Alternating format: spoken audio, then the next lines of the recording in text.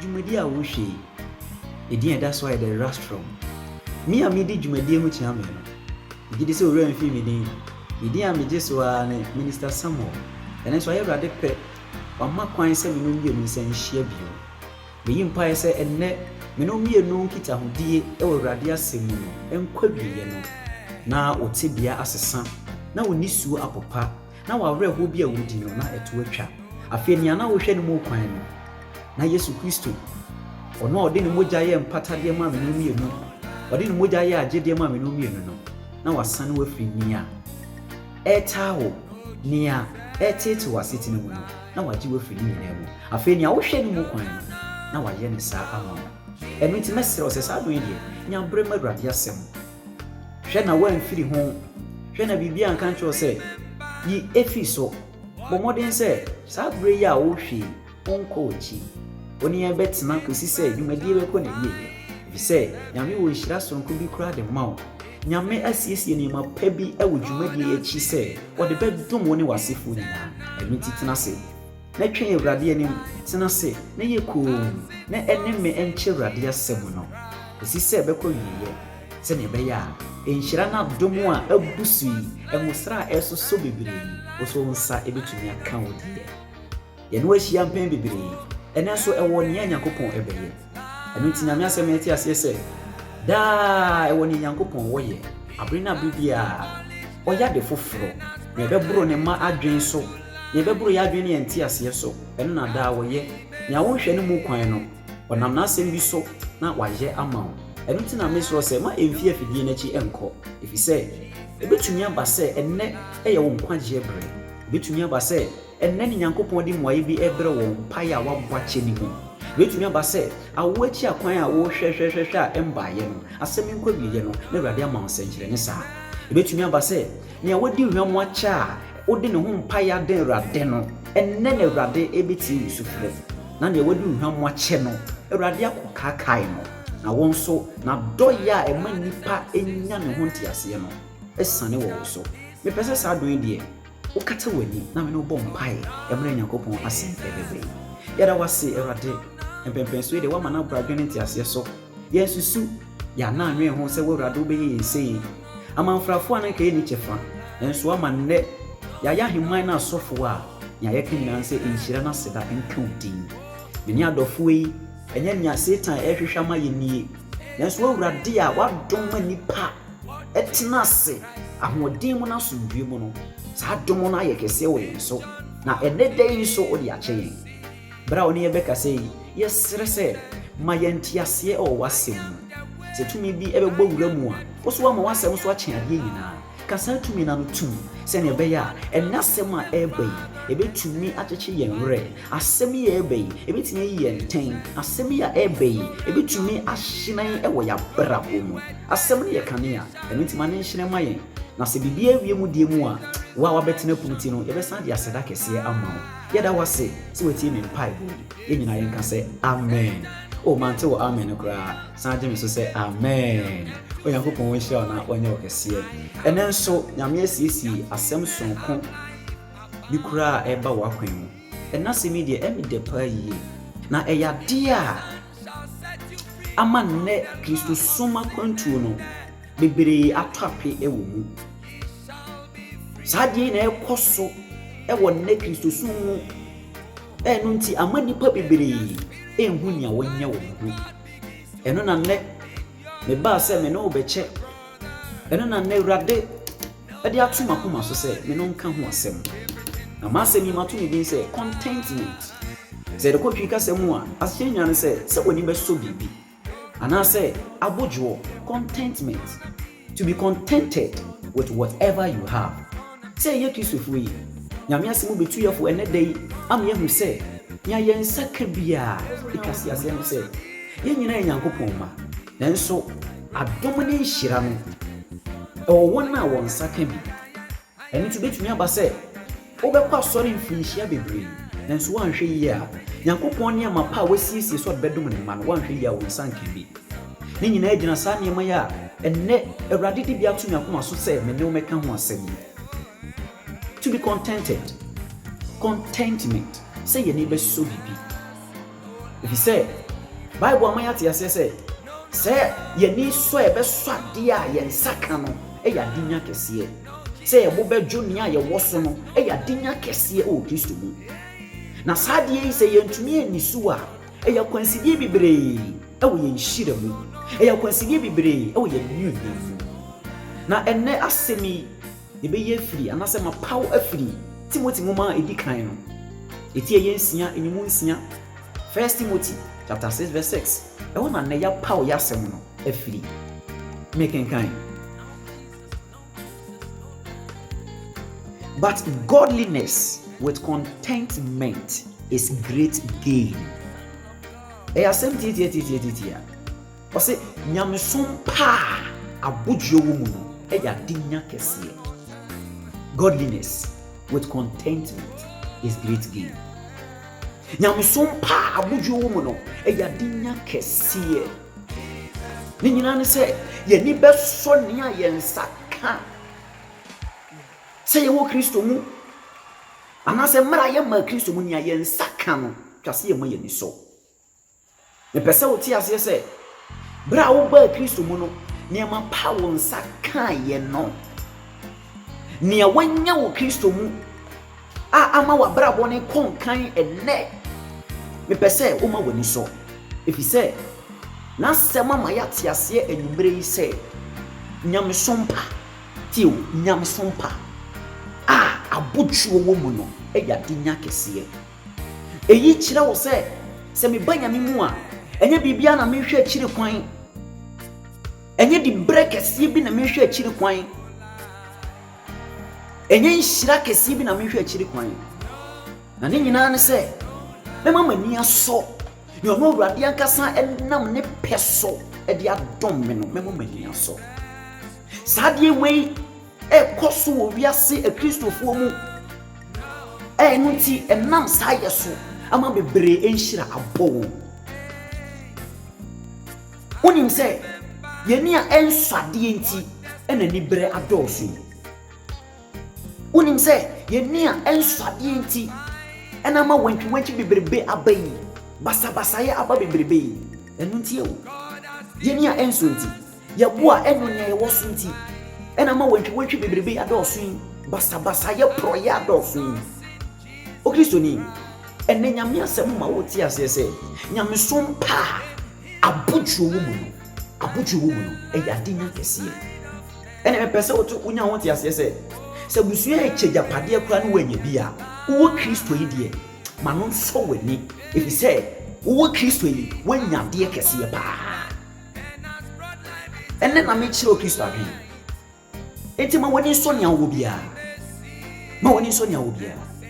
hwene na ekoso wiase nipa pese ne nimdie etere Nyankopon de entu hwene yede keka ye nipadia ye ne nso ye ankasa nipadia hwene yede ye nipadia eye de ne mane ba bi ekeka nipadia no esisa ye nimdua sisa ye wedie ye pese ye nimdie etere Nyankopon de wei anya dinya kese nyame so mpa abudwo mu enya dinya kese be contented when you so one person with ye won't me fa basafa ento o tintin so if say Nyankopon obo ye no oso obo ye mane ye fe na ye nwanwa enti bia wo se nya wo tie bia no ma woni so if you say e wasem ni mu e say e yade nya kese se woni be so nya wo nko a e yade nya kese hwemirika yi tu obiase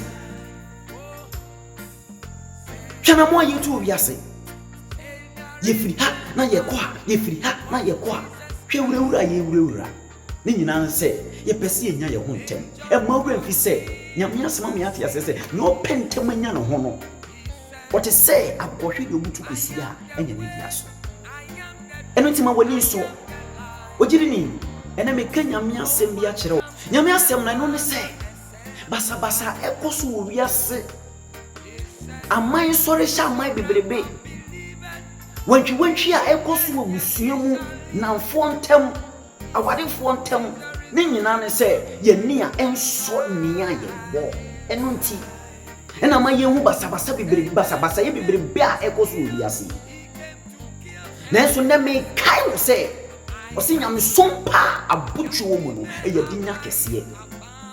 Enyimu nso no bɛka kyerɛ sɛ yɛmfa hwɛ ama wiase. Na saa nso na yɛbɛkɔ no. For we brought nothing to the world. Yɛyɛ akwantufoɔ wɔ asase yi so. We are refugees. Yɛyɛ akwantufoɔ ɛwɔ saa asase yi so. Ɛno nti ade nti na wo pere sɛ wobɛnya nneɛma nyinaa. Ade nti na wonya aya ne nka nneɛma nyinaa da waba mu yi. Ade nti na busua ni mu wofom agyapadeɛ nyinaa. Ɔsɛ yɛmfa hwɛ ama wo. Sɛne yɛbaa no saa na yɛbɛkɔ no. Ade nti na wopɛ sɛ wonya di bere nyinaa wɔ twuma ni mu. Ma yɛmmɔ obi so aba so. Ma yɛmmɔ obi so aba so. Na gyae sɛ wo nko ara na wopɛ sɛ wonya basobɔdeɛ bebrebe a ɛkɔ so wɔ twuma ni mu. Be contented. Ma wani so, ma wonyo so. Nya won saka. Ni Awurade de adom wo. Nim dia wo de ama wo. Ma wonyo so. Nya meba adom akyɛde Nyankopɔn de ahyɛ wo nsa no. Ma no nko aso wani. Ne tumu na mo wɔ Awurade mu fampai bɔ ka ho. Na me se wo sɛ obɛma adom na nyi. Na adom na ade obeduru akyiri. Nanso na de ne yehu. Who said in your corner, you would janotino or persecutor to an offer no coffre. Be content. Be content. Be contented. Ma when you saw, ma bonus. One share year, and a more what two pesa will frat doing one share year. Baby bar. And she was easy mouth. The baby was easy mouth. A bit ball. The one our best and say, oh, I'm doing a sanyarawa. Me tonoma woo for sorry. Me can send pano and my crabby bray, a bed she would ye. The one best so say, Fimi Soko, wow, yenia, enti. Me person them in mouth to one say, now shut ye way soon. Now whom say, Sebasa, if you be possible, Christus to my country more. Ye de ba ne se ye nia ensuade ye boa enyonia ye wofo eno na de sa nyema nyina eba nanso enumere so beti Nyankopon asem a eba yi na wama wani aso ne a wo wama wani aso wedie nipa bebre wedie kura won no eye won se wonim de ne buru Nyankopon de eno nti wani so titwa ne ekoso wiase missing concussions here and there frafra no bebre e ke kan wedie no oye tuntum asesana ye kokko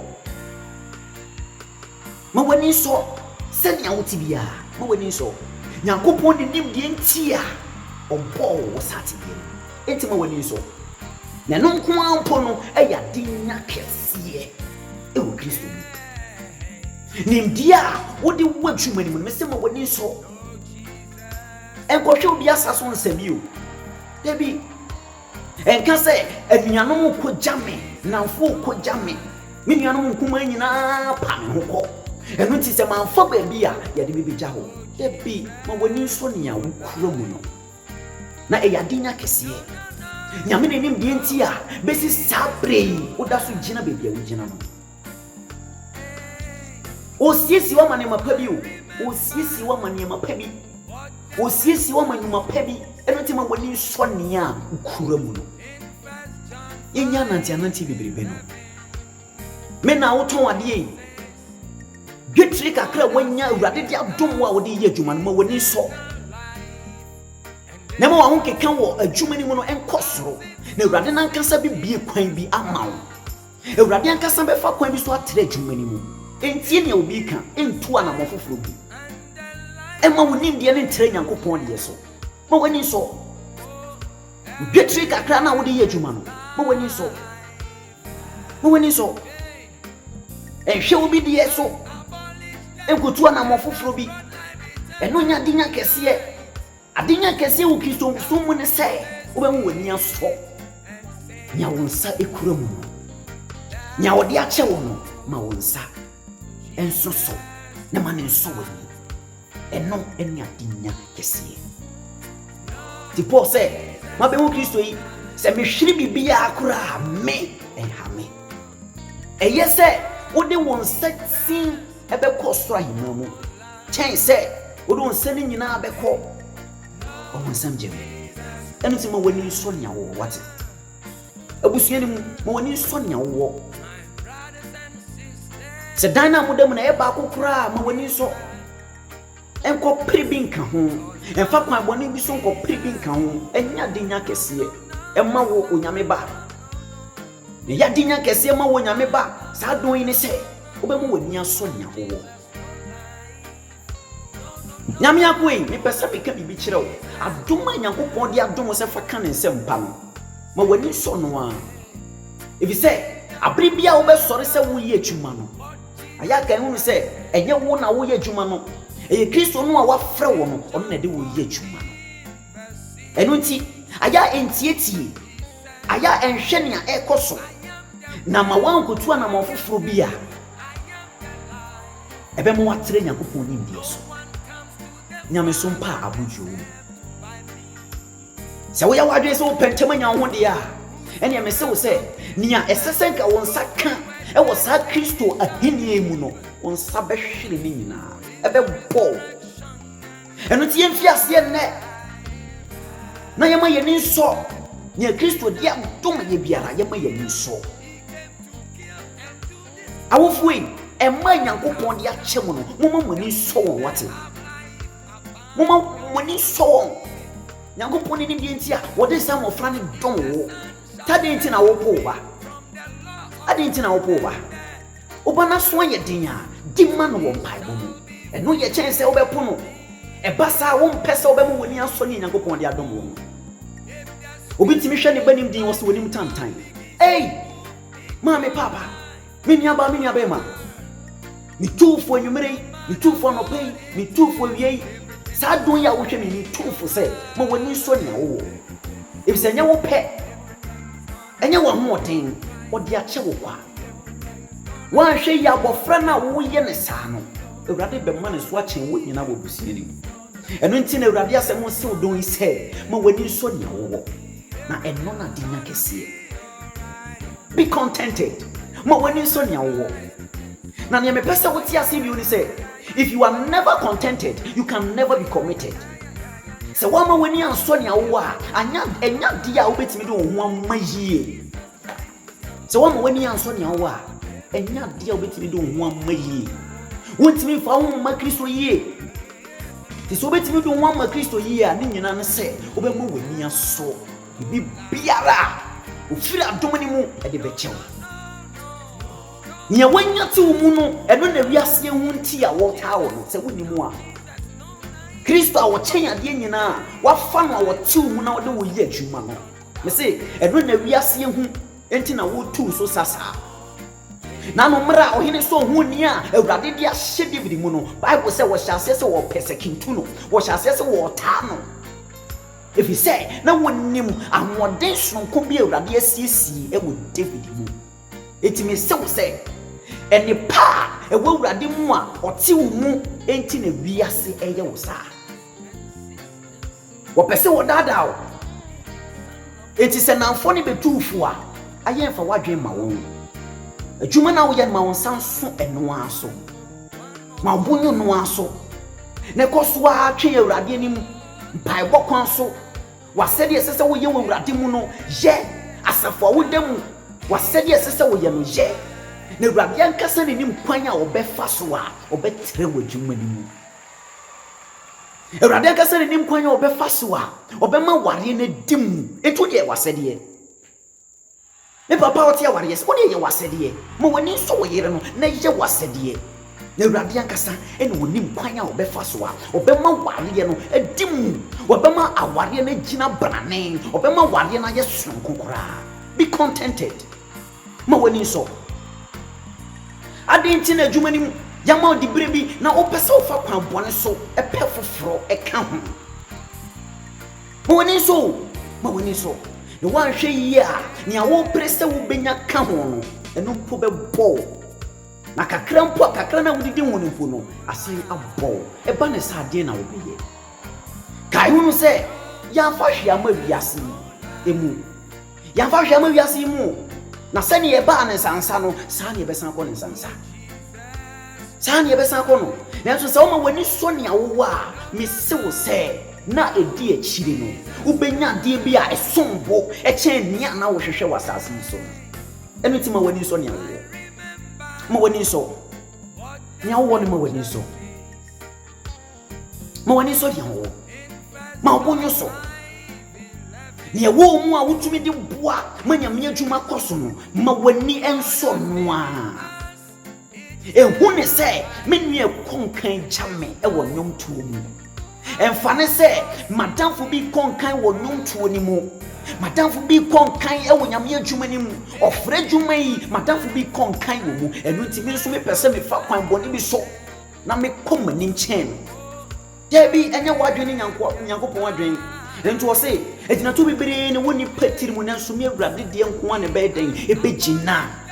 Tinyame asem ase sadon ya odwemi ejina to bibiri ene woni pa atwe nanso awurade de nko an be yeden ebegina eno ntina na awurade asem tu me no fo se yama yani so ya de kuromu na eno ene ye adinya kese no o twen se akonya kese bi mra ansa ne watu anamo awurade mu dabi akonya kakra wanya esese wodi tu anamo foforo wo awurade mu fasa akonya ne tu anamo na ogusu awo kono wo awurade nankasa ebetere washi etimame epesa me ka bi kirewo sika kakra na wukunu abono model dia ma se fa yeduma fa ye wate entwen se sika ne nọọsụ ansa na waye bibi ma wani so kakra bi no kuma bi na wura nyama on ma wani so kuma bi na wona nyama on ma wani so e fetu na mo if say ni aye nim ne say slow motion is better than no motion e yese obetu na mo baako dan se wo begina be bia wo gina ni nyina ne se obemu wani aso ni ekura wa wo di tu na mo no wani so nyame asem. But godliness with contentment is a great gain. Nyame sumpa abuju woman e yade nya kese. Nia edon me pese me no mienu e hyene so nie. Kristo ayenya no. O ten ade nyina. Enti ama ye ni so no yie. Ye nkura ni yie na ye nso ni mo yie. Se ye wo no Kristo a ye wade nyina. Na se Yesu so wo yen ya. Hey, ene den na ye behwehwa bere e wo biase. Eden ne be pe akire kwan ache. Eden ne be hwe ne mu kwan ache. Se ye wo no na ono so wo yen. Na ye ni so no na ono so ni so yen. Me se wo se erenche o na nyonyam pro na bia ma wo. Erenche na nhira pie nhira pro na bia ma wo. Ni nyina na se wo mu wani aso Kristo a onsaka no. Enu ti janati ananti bebrebe no. Janati ananti bebrebe no. Ja yese achidi. Yese fa nkosi hwe. Kuma bi na wo no mano anso wani. So se Nyankopon ahyira wo. Udi dwa fefefe. Hwebra ya osoro mpoko adwuma. So ya no bo Nyankopon so bo. Hwebra ya osoro ko pie store. Adwuma yefo ko adwuma nka obepese obeto bibi. Ekuafo ko adwuma obepese obeto bibi. Nyanso hwebra odi ko adwuma.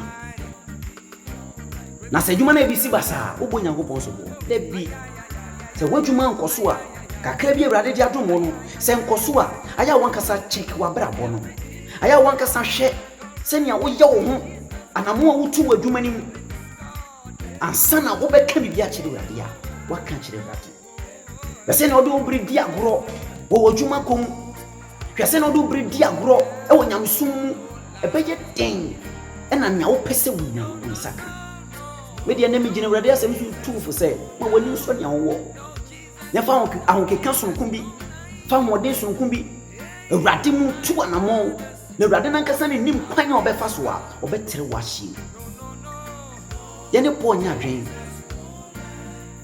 ne nsem o tro ko ma Timothy no ye ne nya dwen se nyamson pa abutu wo mu no. Hey, beloved in Christ, ya dinya kese. It is a great gain. It mo bia na dauda e ma wo bi ntwe wo mfiri sa adome ho. Ema obi ntwe free sa Kristo a wo wanya no yi ho efise ni mu ena nkwawo ni mu ena de kese bi hye ni mu ena nhira soku bi ewo ema obi na da. Godliness with contentment is a great gain. And the radial semua eba wonchini seminumi onu ye bo be dwoso nya ye bo ya ewrade dia maye wasitene mu no ye bo be dwoso se bane sa me ka kire omo atew mu asesa don se basa ye be firi ho otan hunu be firi ho enibre bebrebe be firi ho watimi wakame e be firi ho se sanye ma wenyina be ye wa me sense su dua bi u a kire wo se etwase ye ma ye ni so ni wo ansane sa niema ekoso wiase bebrebe yi ni nyina afiri ho enunti nyame nko a mo ye wrade adwuma adoma nyankopon de ache mo no ma wani so no a ode ayare sadoma ache de ama wo a ma wani so koso bomode wadwuma ni mu na so ono ankasa pa ode adom ni bia ka wo so ma wiase dadao na wo hwe ne ekoso de a ne bia wadanfo bi je no be dadao ama won so akofa kwanboni bi so se okope adom ni bi wafa kwanboni bi so se okope nyonyam ne foforo wafa kwanboni bi so se okope anwoden anase tumi foforo bi e de aye wadi adwuma na bisa ho se otu sa na mo ya ebewie usen yen kai unu se ye ba ne sansa ye ya kwantufo ye medi cheri bi wasasi so o se nipa enkwante se wirein medi tie we bi na deda enframa fa so ana deda sana minum ye dum kwante eno tie nya keka bebrebe na ema ye ni so ni aye wo se ye be hwe ni ahye ne so ne se urade asema aba ye nchen ye de be ye dwuma enka me ka kire wo se basa ye be free aman ahodo mu me ka kire wo se wantwi bebrebe ekoso obusua mu yi manso twi bebrebe yi enke be fi ho asase kakra na wo no woni so no awate eno ye kire se wo be pri bebre aka ho brene so na wo kan se gugu a wo di ni nyina be kya ho woni so nya ho papa ma woni ka wo yere ho obey ma woni ka wo kunu ho ma ne so woni oba ma okunu so wani obere ma oyiri so wani ema muma ma wofo enso wani wona nye kura ono na de oba biase waja nye kura ono na de oba biase ma wani so no eno ti aye ma abusuafo ne a wo ye no ema ne hawo bebre manso anamfo no twe no aye ma ne hawo wo de wo Kristo enti na mfo che na se wan frew amma ubia emane hawo wo Kristo o chen bibia emma se dwumani mu ye bo ni pa bia baso ne se ya mmoa baso bi na se wo hwe wan ka se wasetene mu se enye usuban bi nti ena mana ba ne sa me se wo se Kristo kura wo no nti wo ade ye nyina ene ti na da me ka kiro se aya embre se ubenya bre amawrade aya mpaba na emane nya wo yase wo be pentem abeti the rostrum awajuma die no amede ma se mo ba wieye no be pese wo kai ne me ka kire wo se if you are never contented you can never be committed se wani anso nya wo a enya dia wo betimi de wo ho amada wo ho fama no ensi pina ensi ta bra wani nso ade wo ho fama no ensi pida enu tina wasori kwae basa no e se wani nso nya wo ti bra sese wo kwa sore kura no oti adwuma mu na wo ye wa ya adwuma mretenten nyina fitia no pa besi enumre 7 to 80 pa asafo no mu hia no mabɔ mpaye no wo so ti adwuma mu se ye me ni so ne awrade dia dom ye na edu ne die so a ibe kya ye die na to kakra na koye ono so die onyankopɔn hira no nye okese on tim ne mu nkyerɛ wo asɛm ya bai o ma ne mfi wakoma pono so nkɔ ono fa ne honhom a eta asɛm ya chi no enno se ne be ya asɛm ya wotie wo be fa ba bi wo me se ya mfa hwe ya ma ya kwantufo wasase so na se ne ba no sa ne be san akɔ no manyamnya asɛm nya wo de se ne be ya ne wo biara adwuma nim di bra wo Obusua nim nia wo sika kakra wo no. Ejapade kakra wo no. Onsa ebetimi asoso. Obo bedwo so, woni beso. Na ne obeya no se, obebɔ ho moden e wo nyamesum mu. Na Awurade nankasa fi ni pem, watrɛtrɛ wahye mu, watrɛtrɛ won taban mu, na watimi aye kɛseɛ. Na fei, enigi a wopɛsɛ wie pɛ ye ma wo no, nsa atumi aka. Sabre me pɛsɛ, wonya mfa Kristo, ene de di kan a wohwɛ dwumadie. Wonya mfa Kristo, wobɛka saa nsɛmi edi machi. Kasa Awurade Yesu, meda wase, sɛ wode me nkwa kyɛ me, abedu saa mpɛmpɛ so yi. Megye di sɛ, menti me bɔne nti ɛna wobɛwuye na me bembuo nti ɛna wosɔreyɛ ɛnɛ dai boa me na metumi mfa wo sɛ me wura me hene ɛne magyenkwa kosi sɛ wo wurado bɛto nsa afrɛ me amama kɔ me kom yemu mama hoɔden sonko bra ma bahenie mu ma metumi nantew tene ne kwan so ma metumi nantew wo pɛpɛpɛ ye kwan so sɛnea ɛbɛyɛ a enhyira a wasiesie ɛde ama me no me nsa betumi aka meda wase sɛ wagye me aka wo ba ho Yesu di ne mu nti amen onyankopɔn hyira no nyɛ okɛseɛ ɛha ne the rastrom a wɔdwumadie no yɛde ubesi ɛne da yi so me a nyame asɛm fi me mu ba yi ɛdi a megye so a ne Minister Samuel da sɛ ne yɛbɛsan ahyia na me yi nka yɛ sɛ dwumadie sɛ wani gye ho a like my o like wi a wasan subscribe na no bɛmu akwanya no ama sa abusua wabɛka ho yankopɔn hyira wo wɔntew na nimu nkyerɛ wo ɔma wadi fi no fi ba mu nyɛ hyira deɛ ɔdo nsa bɛka bia ɔma no nyɛ hyira deɛ ɔbɛtu na asi no ɛwɔ de nyɛ bɛfa mu wo hyira wo wɔ kɛse